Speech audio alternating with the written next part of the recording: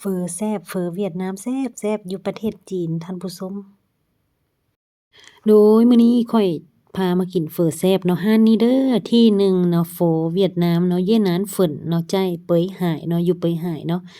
นี่เนาะร้านเพิ่นก็สิเป็นประมาณนี้ท่านผู้ชมคนหลายๆจนว่าได้ต่อแถวพุ่นแหละเนาะนั่งท่าเนาะมันบ่มีบ่อนนั่งพอกันเนาะแซ่บหลายคนหุ่มคนมาตอมเนาะนี่แหละเฟอเพิ่นเนาะจะมีนี่แหละเด้ต้มเปื่อยขาหลายท่านผู้ชมนี่ ซอยแบบนี้นะเดะแล้วก็เส้น แบบนี้แล้วก็ลวกเนาะลวกซีนนะหวานหวานแซ่บนัวพี่น้องเอ้ยข้อยบ่จักสิว่าเนาะว่าจังใดเนาะรู้แต่ว่ามันแซ่บหลายเนาะนี่แหละเย้ยนานฝนอันนี้แม่นทอดไก่กรอบเนาะราดน้ำจิ้มน้ำแจ่วพี่น้องทอดไก่กรอบก็มีหลายเมนูนอกจากนี้ยังมีหลากหลายเมนูเนาะส่ำสิสั่งกินเนาะนี่แหละประมาณนี้ท่านผู้ชมแล้วก็ย่อจืนพี่น้องเอ้ยย่อจืนแล้วก็พันย่อขาวก็มี แต่ว่ามามื้อนี้บ่ได้กินเนาะพันยอขาวหมดแล้วเนาะกินส่ำนี้ก่อนก็เหลือเฟือแล้วท่านผู้ชมแซ่บอีหลีแซ่บอีหลีมาเด้อมากินนำกันเด้อพี่น้องเด้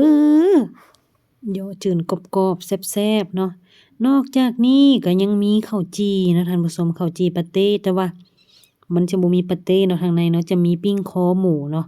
นุ่มแซ่บๆพี่น้องเอ้ยแล้วก็มียอเนาะนี่แหละหน้าตาเป็นแบบนี้บักม่วงเพิ่นก็ใส่มานำเนาะแต่ คันผู้ใดได้มาเที่ยวเปยหายเนาะมาทะเลเปยหายอย่าลืมมาแวะร้านนี้เด้อซอกมาเด้ออยู่ไหมทวนเนาะอยู่เสี่ยวหงซูก็มีเนาะชื่อร้านเพิ่นเนาะตามป้ายเลยตามนี้เลยเนาะที่หนึ่งเฝอหรือว่าเย่หนานเฟิ่น